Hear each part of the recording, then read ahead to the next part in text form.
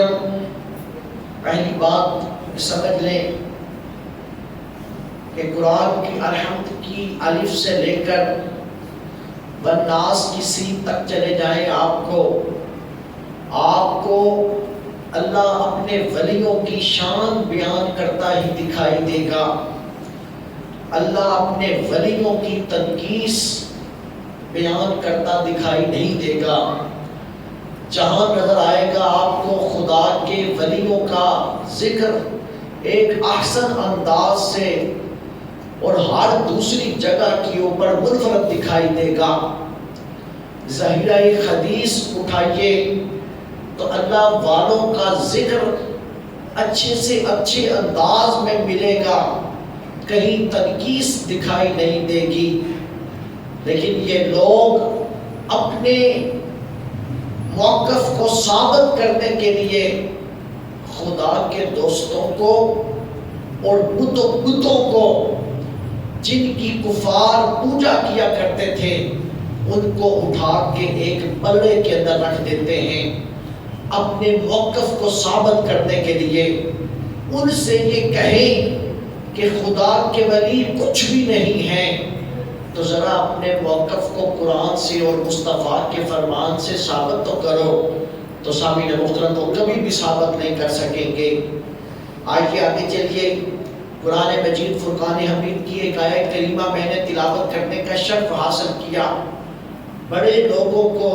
یہ آیت کریمہ زبانی یاد ہوگی، سنتے رہتے ہیں۔ خالق ارض و سما نے سورہ یونس میں یہ ارشاد فرمایا، الا ان اولیاء اللہ، کہ بے شک جو اللہ کے دوست ہیں، لا خوف علیہم ولا هم یحزنون،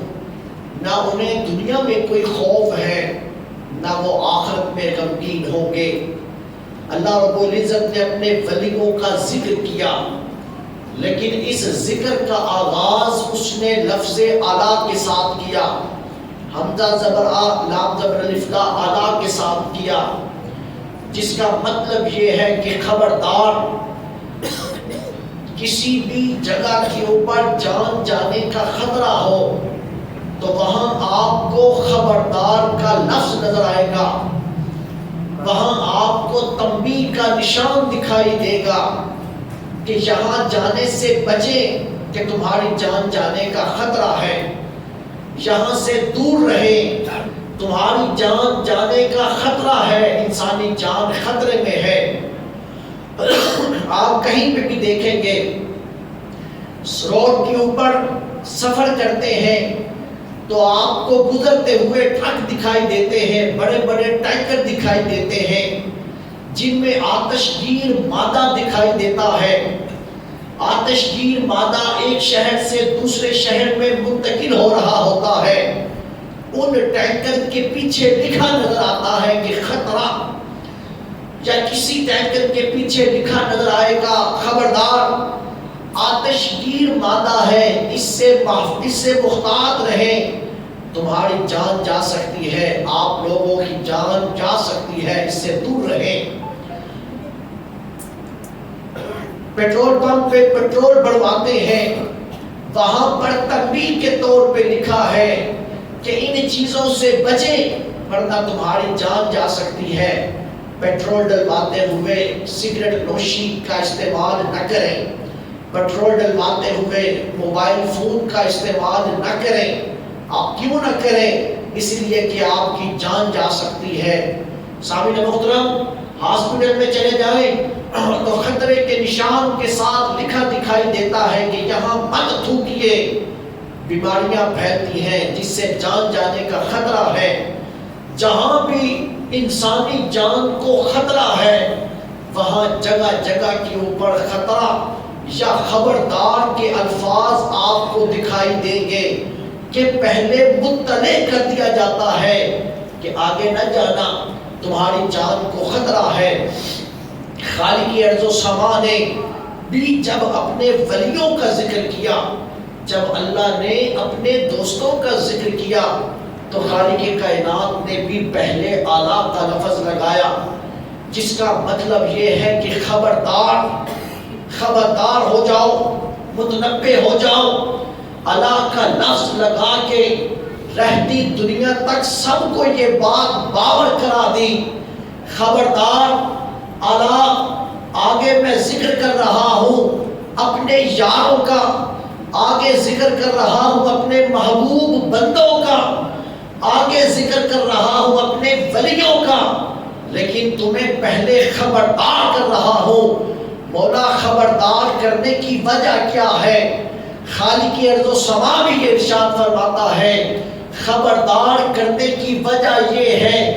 دنیا میں تمہیں خطرناک خبردار تنبیہ کے الفاظ ملتے ہیں تو اس لیے ملتے ہیں کہ تمہاری جان جانے کا خطرہ ہے، لیکن میں اپنے ولیوں کے ذکر سے پہلے خبردار کا لفظ اس لیے استعمال کر رہا ہوں تاکہ یہاں بھی تم لوگ مطلع ہو جاؤ، یہاں صرف جان جانے کا خطرہ نہیں ہے بلکہ یہاں ایمان جانے کا بھی خطرہ ہے، یہاں تمہارا ایمان بھی جاتا رہے گا، صرف جان ہی نہیں جائے گی اگر تم نے میرے ولیوں کے بارے میں نازیبا کلمات کہے، میرے ولیوں کے بارے میں لہجہ غلط استعمال کیا، میرے ولیوں کا تم نے مذاق اڑایا، میرے ولیوں کا تمسخر بنایا، تو یاد رکھنا صرف جان ہی نہیں جائے گی بلکہ تمہارا ایمان بھی جاتا رہے گا۔ اس لیے رب قدیر نے لفظ اعلیٰ لگا کے پہلے ہی باور کروا دیا کہ میں اپنے ولیوں کا ذکر کرنے جا رہا ہوں تو تمہیں خبردار کر رہا ہوں کہ کہیں ایسا نہ ہو کہ ذرا سی زبان کے اندر لغزش آئے، ذرا سی زبان کے اندر بدتمیزی آئے، ذرا سی زبان میں اور لہجے میں تکبر آئے اور میرے ولیوں کے بارے میں، میرے یاروں کے بارے میں تم نے ذرا سا لہجہ غلط کیا تو تم لوگ اپنے ایمان سے ہاتھ دھو بیٹھو گے، جان تو جو جائے گی وہ تو جائے گی، ایمان بھی تمہارے پاس باقی نہیں بچے گا۔ اور دیکھیے دوستو، رب کریم اپنے یاروں کے بارے میں کتنا غیرت مند ہے۔ ہماری کسی سے دوستی ہو جائے، کسی عہدے والے سے دوستی ہو جائے، سامعین محترم، وقت کا وزیر اعظم ہمیں یہ کہہ دے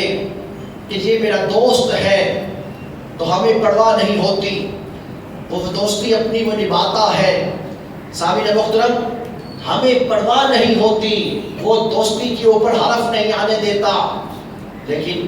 ہم لوگ اتنی ہماری عقل ناقص چلی جاتی ہے،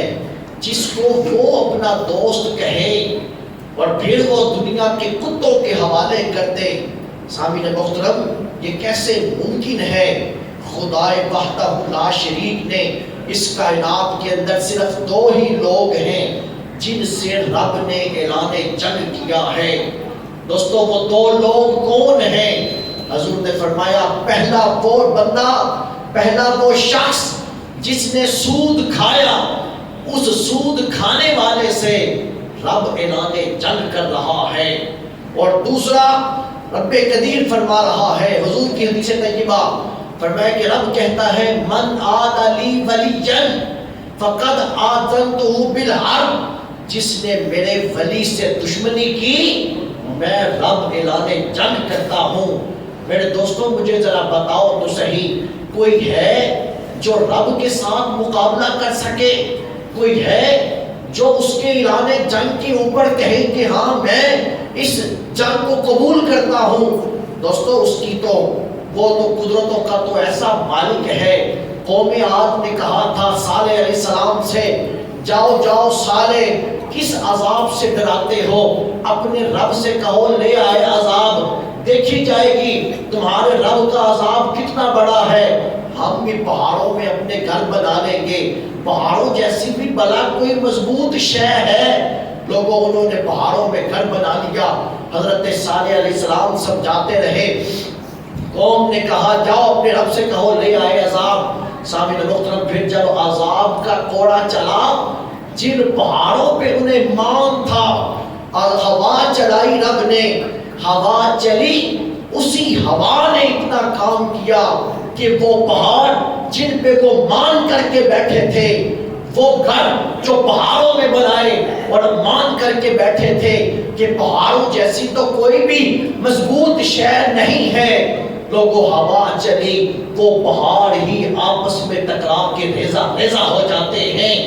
نام و نشان مٹ جاتا ہے، عبرت کا نشان بن جاتا ہے۔ حضرت شیر خدا سے، حضرت شیر خدا نے حضور سے پوچھا تھا آقا اس قوم کے اوپر جو عذاب آیا تھا،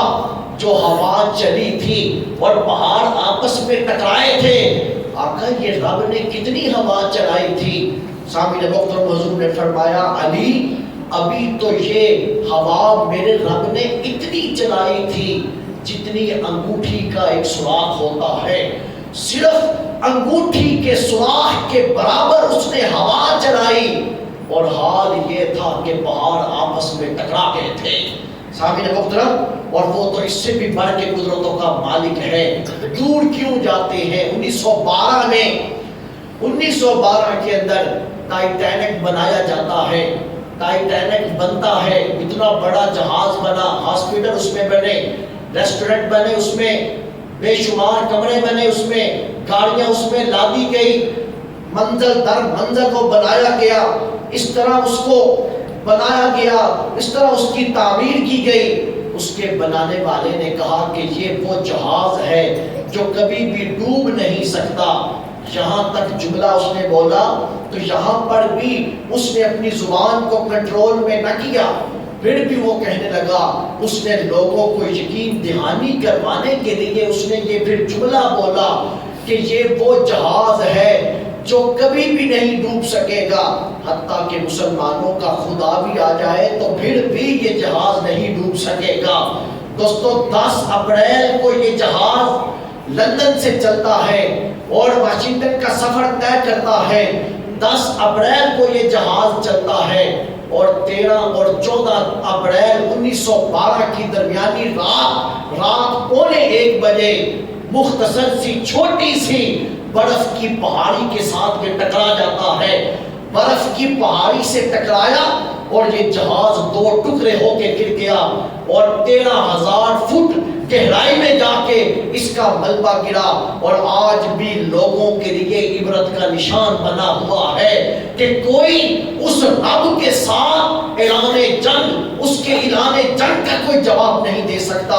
کوئی اس کے عذاب کا مقابلہ نہیں کر سکتا۔ یہ یاد رکھو کہ رب خود یہ فرما رہا ہے ان بطشا ربی کا لشدید، سمجھ لو اس بات کو کہ تمہارے رب کی پکڑ بڑی سخت ہے۔ دوستو 2 ہی لوگ ہیں جن سے رب اعلان جنگ کر رہا ہے، ایک وہ جو سود کھاتا ہے، ایک وہ جو اللہ کے یاروں کے بارے میں، اللہ کے دوستوں کے بارے میں نازیبا کلمات یا ان کے ساتھ دشمنی رکھتا ہے، رب ان کے ساتھ اعلان جنگ کرتا ہے۔ اس لیے پہلے ہی کہا کہ اعلیٰ ہوش کرنا، میرے کسی ولی کے بارے میں یہ گمان کرنا، اس کے بارے میں یہ خیال کرنا کہ تم اس سے دشمنی کر رہے ہو، لہجہ بدتمیز کر رہے ہو، تو یاد رکھنا کہ ان بطشا ربک لشدید، تمہارے رب کی پکڑ بڑی سخت ہے۔ اور دوستو پھر یہ دیکھیے، یہ کہا جاتا ہے کہ ہمیں کیسے پتا چلے گا کہ کون اللہ کا ولی ہے؟ یوں ہی کہہ دیا جاتا ہے کہ یہ خدا کا ولی ہے، یوں ہی کہہ دیا جاتا ہے کہ یہ خدا کا ولی ہے، ہمیں کیسے پتا چلے گا؟ میرے دوستو یہ تو عام انسان بھی ہو، عام انسان بھی ہو، اس کے بارے میں بھی رب نے فرمایا یا ایھا الذین آمنوا اجتنبوا، اے ایمان والو اجتناب کرو، کسی کے بارے میں برا مت خیال کرو، کسی کے بارے میں برا مت سوچو، اس لیے کہ بہت سارے ایسے گمان ہیں جو گناہ ہیں جو تم کسی کے بارے میں سوچتے ہو۔ لوگوں کسی کے بارے میں برا گمان کرنے کا اللہ نے، برا گمان کرنے سے خدا نے بچنے کا حکم دیا، اور جن کی راتیں بھی خدا کے لیے گزریں، جن کے دن بھی خدا کے لیے گزریں، ان کے بارے میں طرح طرح کی کلمات اور نازیبا کلمات کہنا، یہاں تک حکم ہے،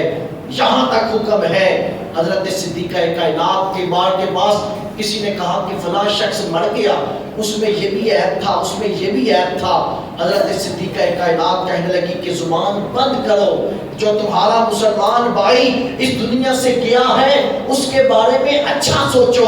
اچھا گمان کرو، جیسا تم گمان کرو گے وہ رب ویسا ہی فیصلہ فرما دے گا۔ اس لیے مسلمان کے بارے میں اچھا گمان کرو تاکہ اس کا اچھا فیصلہ ہو۔ یہاں تک حکم دیا گیا کہ کسی کو یہ دیکھو وہ یہ کہہ رہا ہے انا ربکم الاعلی، کہ میں تمہارا سب سے بڑا رب ہوں، کسی سے سنو تو یہ مت کہو، پھر بھی یہ گمان مت کرو کہ اس نے یہ کہا ہوگا، بلکہ یہی گمان رکھو ہو سکتا ہے کہ اس نے قرآن کی آیت پڑھی ہو، قرآن کی آیت فقال انا ربکم الاعلی، ہو سکتا ہے اس نے قرآن کی آیت پڑھی ہو، یہ خیال کرو، لیکن کسی کے بارے میں بدگمانی مت کرو، بد زنی کا شکار مت ہو۔ اسی طرح دوستو لکھنے والوں نے یہاں تک لکھا کہ کسی کی داڑھی کے اوپر دیکھو کہ شراب کا قطرہ پڑا ہے تو مت بدگمانی کرو کہ اس نے شراب پی ہوگی، نہیں بلکہ یہ خیال کرو ہو سکتا ہے شراب کہیں پڑی ہو، وہ گری ہو، اس کا قطرہ اس کی داڑھی کے اوپر جا گرے، جب تک تم اپنی آنکھوں سے دیکھ نہ لو کسی کے ساتھ کسی کے بارے میں بدگمانی مت کرو۔ یہ عام لوگوں کے بارے میں حکم ہے۔ اور دوستو جو اللہ والے ہیں، جو خدا کے یار ہیں، ارے ان کو دیکھنا ہو تو تفسیر مظہر اٹھائیے، قاضی ثناء اللہ پانی پتی نے لکھا، آپ لکھتے ہیں لوگوں خدا کے ساتھ بندے کا، مخلوق کا دو طرح کا تعلق ہے، ایک عام لوگوں کا تعلق ہے، ایک خاص لوگوں کا تعلق ہے۔ عام لوگوں کا تعلق یہ ہے، قرآن کہتا ہے نحن اقرب الیہ من حبل الورید، ہم ہر بندے کی شاہ رگ سے بھی زیادہ قریب ہیں۔ یہ ہر بندے کا رب کے ساتھ تعلق ہے، اگر یہ تعلق نہ رہے تو کائنات فنا ہو جائے۔ یہ ہر ایک کے ساتھ رب کا تعلق ہے، اور ایک وہ انسان ہے جس کے ساتھ اس کی قربت محبتوں کی ہے، اور وہ کیا ہے؟ وہ یہ ہے سامعین محترم، اسے قرب محبت کہتے ہیں۔ جب بندہ ایمان قبول کرتا ہے، ایمان قبول کرنے کے بعد اپنے ایمان کی حفاظت کرتا ہے، پھر دن رات اس طرح گزارتا ہے جس طرح رب حکم دیتا ہے، پھر جو بندے کا تعلق بنتا ہے اپنے رب کے ساتھ، اسی کو قرب محبت کہتے ہیں۔ اور یہ انتخاب ہے خالق کائنات کا جس کو وہ بخش دے۔ اور تفسیر مظہری میں قاضی ثناء اللہ پانی پتی نے لکھا، فرمایا کہ دیکھنا ہو کسی کو تو اس کو یوں دیکھو کہ من کان قلبہ مستغرقاً فی ذکر اللہ، کسی کو دیکھنا ہو کہ خدا کا ولی ہے تو دیکھو وہ ہر وقت اللہ کے ذکر میں اس کا دل مستغرق نظر آئے گا، اس کا دل صرف زبان ذکر نہیں کرے گی، اس کا دل بھی اللہ اللہ کر رہا ہوگا، اس کے دل کے اوپر بھی ہو کی صدا بلند ہوگی، اس کا لو ذکر کرے گا، قلب خفی اور جلی ایک ایک شے خدا کے ذکر کے اندر وہ ذاکر ہوگا۔ من کان قلب مستغرقاً فی ذکر اللہ۔ اور حضور غوث پاک حضرت سیدنا شیخ عبد القادر جیلانی رضی اللہ تعالیٰ عنہ آپ یہ فرمایا کرتے تھے، آپ کی سیرت پڑھ کے دیکھیے، 25 سال عراق کے جنگلوں میں اللہ اللہ کرتے گزار دی، اور آپ کہا کرتے تھے 40 سال زندگی میں ایسے آئے کہ عشاء کے وضو سے فجر کی نماز پڑھتے رہے، ساری رات خدا کے ذکر میں گزرتی تھی۔ لوگوں پھر 15 سال ان 40 سالوں میں ایسے بھی تھے کہ عشاء کے بعد قرآن شروع کرتے تھے، فجر سے پہلے پہلے قرآن مکمل بھی کر دیا کرتے تھے، قرآن مکمل ہو جاتا تھا۔ لوگوں یہ اللہ والوں کے ذکر کی کیفیت ہے۔ اور حضرت وظائف شریف میں یہ بات لکھی کہ جس نے یہ کہا مجھے خدا سے محبت ہے، پھر وہ راتوں کو بستروں پہ جا کے آرام نہیں کیا کرتے، پھر جیسے جیسے رات گزرتی ہے ویسے ویسے ان کے پیار کی لذتوں میں اضافہ ہوتا چلا جاتا ہے۔ اور دوستو حضرت نعیم آپ کہنے لگے میری زندگی میں ایک لفظ ایسا آیا جس نے زندگی پلٹا کے رکھ دی، اور وہ کیا تھی کہ میں ایک جگہ سے گزر رہا تھا، مجھے پیاس لگی، میں نے راستے میں تھا، دروازے پہ میں نے دستک دی، ایک ننھی منی سی بچی باہر آتی ہے، آ کر کہتی ہے، میں نے اس سے کہا بیٹے پانی تو پلا دو، دن کا وقت تھا، پیاس کی شدت تھی۔ وہ بیٹی کہنے لگی کہ ہو خدا کا فقیر بندہ اور دن میں وہ پانی مانگے، کیسی عجیب بات ہے۔ فرمایا کہ وہ دن تھا اور پھر یہ دن ہے، دوبارہ دن میں نے بغیر روزے کے ساتھ نہیں گزارا، پھر زندگی کے جو دن گزرے اس کے پیار میں نے روزے کے ساتھ ہی گزارے ہیں۔ لوگوں یہ راتیں، یہ دن، رات مصلے پہ گزرتی ہے اور دن روزے کے ساتھ گزرتا ہے۔ دن گزارتے ہیں اس خیال میں کہ پھر رات آئے اور پھر مجھے وہ لمحے نصیب ہو کہ اپنے رب کی قرب میں چلا جاؤں۔ ان کا جسم، زبان بھی ذاکر رہتی ہے، ان کی لو بھی ذاکر رہتی ہے، ان کا دل بھی ذاکر رہتا ہے۔ اور دوستو دل ذاکر ہو، دل ذاکر ہو، وہ لمحات آتے ہیں۔ اور میں نے اپنے والد گرامی سے یہ بات سنی، آپ فرمایا کرتے تھے ایک دفعہ کہ میں ایک گفتگو سے، ایک تقریر سے میں واپس آ رہا تھا، تو یہ جو قبرستان ہے، جگی شریف کا جو قبرستان ہے، اس کے قریب کوٹلی پیڑا والا کے ساتھ یہاں سے میں گزرا، تو قبرستان سے گزر رہا ہوں تو کہیں سے اللہ کی آواز آ رہی تھی۔ رات کا پچھلا پہر تھا، اس رات کے پچھلے پہر کے اندر میں خود حیران رہ گیا کہ قبرستان کی ویرانی ہو اور اللہ کی صدا آ رہی ہو۔ یہ کون ہے کہ قبرستان کی ویرانیوں میں خدا کا ذکر کر رہا ہے؟ فرمایا کہ جس وقت میں اس کے قریب اس آواز کو جب میں نے دیکھا، اس کے پیچھے پیچھے چل پڑتا ہوں، تو قبرستان کی قبروں کے درمیان میں نے کسی کو لیٹا ہوا دیکھا، تن پہ کپڑے پورے نہ تھے، زبان حرکت نہیں کر رہی تھی، لیکن دل ہو کی آواز دے رہا تھا، اللہ کی آواز آ رہی تھی۔ سامعین محترم، ان کی کیفیات یہ ہو جاتی ہے کہ زبان ذاکر ہوتی ہے، پھر دل ذاکر ہو جاتا ہے، پھر دل ذاکر ہوتا ہے، پھر لو ذاکر ہو جاتا ہے۔ اس لیے کہا من کان قلبہ مستغرقا فی ذکر اللہ، یہ اللہ کے ذکر کے اندر مست رہتے ہیں، اور وہ لمحہ جو بغیر ذکر کے گزرے اسے اپنی زندگی کا حصہ بھی نہیں جانتے۔ حضرت سلطان باہو نے کہا تھا سو دم غافل سو دم کافر، کہ جس لمحے غفلت آئی وہ لمحہ ہماری زندگی کا حصہ ہی نہیں ہے، اس لمحے غفلت آ جاتی ہے، وہ لمحہ ہماری زندگی سے خارج ہے۔ اور پھر دیکھیے فرمایا کہ یسبحون اللیل والنہار، دن بھی تسبیح میں گزرتا ہے، رات بھی تسبیح میں گزرتی ہے۔ لوگوں ہم کہتے ہیں ہم بھی تو خدا کا ذکر کرتے ہیں، نہیں، انہوں نے ایک اور فرق بھی لکھا، فرمایا کہ لا یفترون ممتلیا یحب اللہ تعالی، ان کا دل خدا کے ذکر سے تھکتا نہیں ہے۔ ہم تھک جاتے ہیں، 17 رکعتیں پڑھنی مشکل لگتی ہے، عشاء کی، فجر کی 4 رکعتیں مشکل لگتی ہیں، محفل ذکر کی چند گھڑیاں مشکل لگتی ہیں، جمعے کا خطبہ مشکل لگتا ہے۔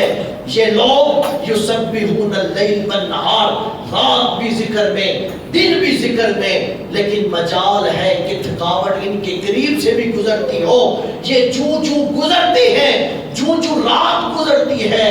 ویسے ویسے خدا کے ذکر میں تر و تازہ ہوتے چلے جاتے ہیں۔ پھر ایک اور بات لکھی آگے، کہنے لگے لا یسعو فیہ غیر، پھر اس خیال کے اندر، اس ذکر کے اندر غیر کا خیال نہیں ہوتا،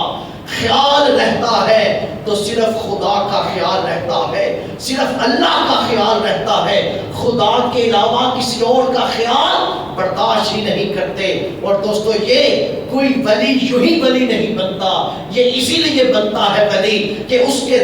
ذہن میں، اس کے دماغ میں خدا کے علاوہ کوئی ہوتا ہی نہیں، اللہ کے علاوہ کوئی اور ہوتا ہی نہیں۔ دوستو یہ دیکھیے بڑے بڑے بادشاہ آتے تھے ان اللہ والوں کی بارگاہ میں یہ چل کے بادشاہوں کی بارگاہ میں نہیں جاتے تھے، بادشاہ آتے تھے فقیر بن کے۔ حضرت غوث اعظم رضی اللہ تعالیٰ عنہ، آپ کا زمانہ ہے المستنجد باللہ، وقت کا بادشاہ ہے، آتا ہے، آ کر کہتا ہے حضور کچھ نصیحت ہی کر دیں۔ حضرت غوث پاک کہتے ہیں بادشاہ تھوڑی دیر سو جایا کر۔ لوگوں آج اپنے آپ کو پیروں کے لبادے میں اوڑھنے والے جرأت رکھیں گے کہ یہ جملہ بولیں۔ حضرت غوث پاک کہنے لگے کہ کچھ دیر سو جایا کر۔ اس نے کہا حضور پیروں کے پاس جائیں تو وہ وظیفے بتاتے ہیں، آپ کہتے ہیں سو جایا کر۔ آپ نے فرمایا کہ سو جایا کر، تھوڑی دیر سوئے گا، جتنا تو ظلم کرتا ہے خدا کی مخلوق پہ، جتنی دیر سوئے گا اتنی دیر تو خدا کی مخلوق کو سکون آ جائے گا۔ سامعین محترم، وہ اٹھا وہاں سے، اٹھتے اٹھتے اس نے حضرت غوث اعظم کی بارگاہ میں اشرفیوں کی تھیلی دی، اشرفیوں کی تھیلی دی۔ آپ نے فرمایا اٹھا لے جا۔ کہنے لگا کہ حضور نذرانہ لایا ہوں۔ آپ نے کہا کہ اٹھا اس کو لے جا، کہا حضور نذرانہ لایا ہوں۔ آپ نے پکڑ کے اس کو دبایا، اس میں سے خون نکلنے لگا۔ فرمایا کہ لوگوں کی حرام کی کمائی اٹھا کے لا کے ہمیں نذرانہ دیتے ہو، اتنا دباؤ اس کو، میرا جی چاہا میں چاہوں تو اس کو اتنا دباؤں تیرے محل اسی خون کی نالیوں کے اندر بہہ جائیں۔ سامعین محترم، خدا کے علاوہ کسی کا خوف نہیں، خدا کے علاوہ کسی کا خیال نہیں۔ وقت کے بادشاہ فقیر بن کے آتے تھے، یہ بادشاہوں کی بارگاہ میں نہیں جاتے تھے۔ حضرت خواجہ خواجہ، حضرت خواجہ نظام الدین اولیاء محبوب الہی، آپ کے زمانے کے اندر 7 بادشاہ گزرے، ساتوں کے ساتوں خواجہ کی بارگاہ میں آتے تھے۔ خواجہ کسی کے پاس چل کے نہیں جاتے تھے۔ اور دوستو قریب کی بات سناؤ،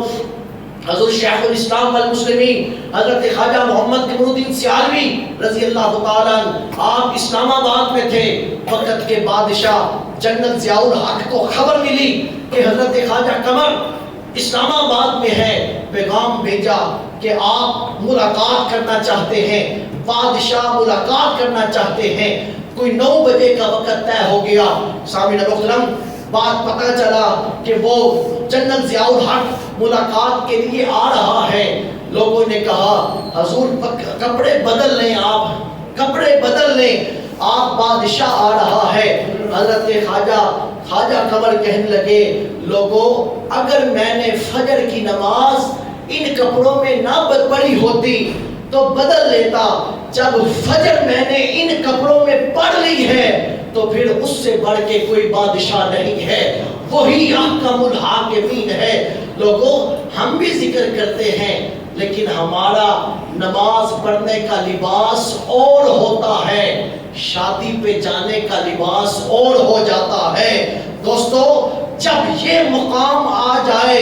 کہ جب ذکر اس کا ہے تو پھر خیال بھی اسی کا ہی ہے، اسی سب ترجیحات اسی کے لیے ہیں، پھر رب بندے کو وہ مقام بخشتا ہے۔ لا یسو فی غیری ولو کان آباہم او ابناہم او اخوانہم او عشیرتہم فلا یحب احد الا اللہ، پھر اس کی محبت اللہ کے سوا کسی اور سے نہیں ہوتی۔ پھر کسی سے پیار کرتا ہے تو وہ بھی خدا کے لیے، کسی سے نفرت کرتا ہے تو وہ بھی خدا کے لیے پیار کرے گا تو اس لیے میرے رب کا یار ہے،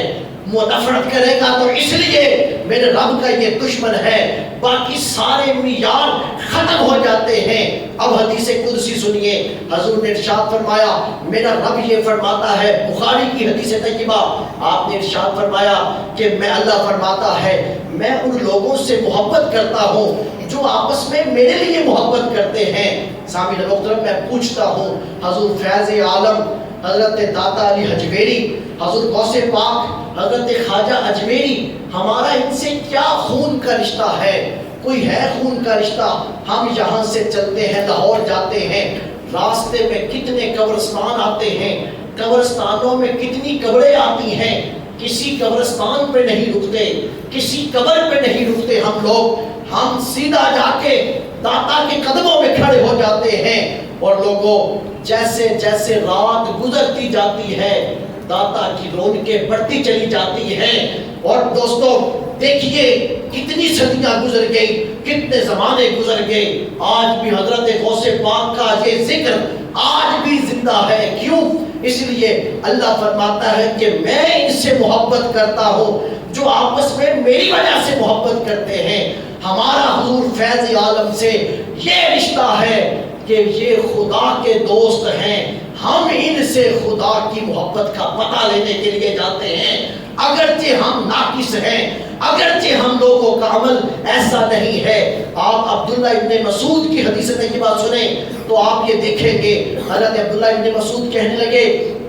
یا رسول اللہ کیف تقول فی رجل احب قوما ولم یلحق بهم، آقا یا رسول اللہ ہم کسی اللہ والے سے پیار کرتے ہیں، ہم کسی سے محبت کرتے ہیں، ہمارا حشر کیا اس کے ساتھ ہوگا؟ ہمارا تو عمل بھی اس جیسا نہیں ہے، ہمارا عمل اس جیسا نہیں ہے، ہمارا عمل نہیں حضرت فیض عالم جیسا، ہمارا عمل نہیں حضرت غوث اعظم جیسا، ہمارا عمل نہیں ہے حضرت داتا اجمیری جیسا، خواجہ اجمیری جیسا، بحر علی جیسا، ہمارا تو عمل بھی نہیں ہے۔ عبداللہ ابن مسعود کہنے لگے آقا آپ کیا ارشاد فرماتے ہیں، ایک بندہ ان لوگوں سے پیار کرے عمل بھی جیسا نہ ہو تو پھر کیا حشر ہوگا؟ حضور نے ارشاد فرمایا کس بات کی فکر ہے؟ المرء مع من احب، تم جس سے محبت کرتے ہو عمل ہو نہ ہو، جس سے محبت کرو گے کل قیامت والے دن اسی کے ساتھ ہی اٹھائے جاؤ گے،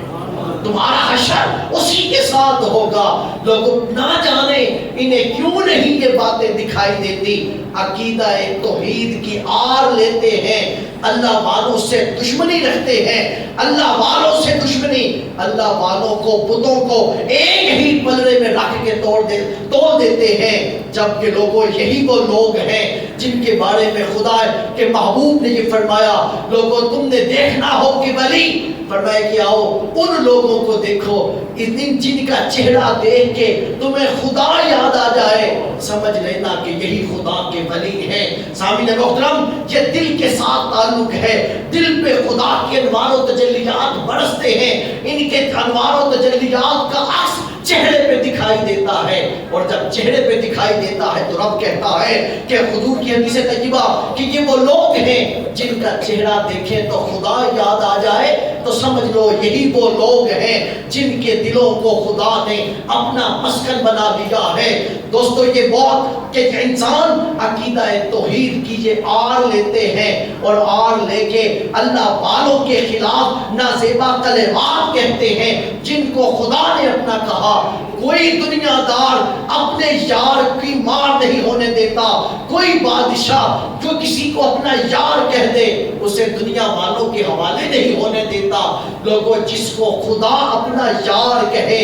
اسے دنیا والوں کے حوالے کر دے، یہ کیسے ممکن ہے؟ اور بے شمار بڑی مثالیں ایسی پڑی ہیں، وقت میرا ختم ہو چکا ہے جس کے اوپر گفتگو کی جاتی کہ جس نے جہاں نازیبا کلمات بولے لوگوں وہیں پہ اس کو عبرت کا نشان بھی بنایا گیا۔ سب سے بڑی جو سزا دی جاتی ہے، بندے کی عقل ختم کر دی جاتی ہے، اس کا شعور اس سے چھین لیا جاتا ہے، اس کو خبر ہی نہیں ہوتی کہ وہ کیا بول رہا ہے کیا نہیں بول رہا، اس کا شعور ہی چھین لیا جاتا ہے۔ قرآن کی الحمد سے شروع کریں والناس کی سین تک چلے جائیں، حدیث کے ذخیرے کو اٹھا کے دیکھیں، آپ کو جہاں ملے گا خدا نے اپنے یاروں کا ذکر پیار سے ہی کرتا دکھائی دے گا، نہیں دکھائی دے گا تو اللہ والوں کا نقص، خدا کی اللہ والوں کی تنقیص کہیں پہ بھی دکھائی نہیں دے گی، کہیں وہ ذکر کرے گا الا ان اولیاء اللہ لا خوف علیہم ولا هم یحزنون، کہ میرے یہ وہ بندے ہیں نہ دنیا میں انہیں خوف ہے نہ آخرت میں۔ حضرت عمر سے حضور فرمانے لگے عمر ایک وقت آئے گا نور کے ممبر لگے ہوں گے، نورانی چہرے والے ان نور کے ممبروں پر بیٹھے ہوں گے، اب یا رسول اللہ کیا وہ نبی ہوں گے؟ حضور نے فرمایا کہ نہیں وہ نبی نہیں ہوں گے۔ یا رسول اللہ کیا وہ شہید ہوں گے؟ حضور نے فرمایا نہیں وہ شہید بھی نہیں ہوں گے، بلکہ شہید بھی ان پہ رشک کریں گے، ولی بھی نبی بھی ان پہ رشک کریں گے۔ آقا جب وہ ولی بھی، جب وہ شہید بھی نہیں، جب جب وہ نبی بھی نہیں پھر وہ کون لوگ ہوں گے؟ آپ نے فرمایا لوگوں وہ لوگ ہوں گے عمر جس وقت انہیں نور کے ممبروں پہ بٹھایا جائے گا، نبی بھی رشک کریں گے، شہید بھی رشک کریں گے، پھر وہ دنیا دیکھے گی یہ ان لوگوں کے چہرے ہوں گے جن کو خدا نے اپنا یار کہا ہوگا۔ آج نفسا نفسی کے عالم میں قیامت کی گھڑیوں میں ہر ایک فکر مند ہوگا کہ میرا کیا حال ہوگا۔ حضور نے فرمایا عمر اس وقت ان کے چہروں پہ تمہیں اطمینان دکھائی دے گا، انہیں قیامت کی ہولناکیوں کی ذرا بھی فکر نہیں ہوگی، ان کے چہروں کے اوپر تمہیں دکھائی دے گا تو صرف اطمینان ہی دکھائی دے گا، ان کے چہروں پہ تمہیں صرف سکون ہی دکھائی دے گا جنہیں رب اپنے نور کے ممبروں کے اوپر بٹھائے گا۔ سامعین محترم، گفتگو ابھی یہ یوں ہی آگے چلے گی جہاں حضرت غوث پاک کی کرامات کا چند کرامات کا جو انکار کیا جاتا ہے ان کے اوپر اگلے جمعہ مبارک میں گفتگو کروں گا۔ اللہ ہمیں سمجھنے کے عمل کی توفیق عطا فرمائے۔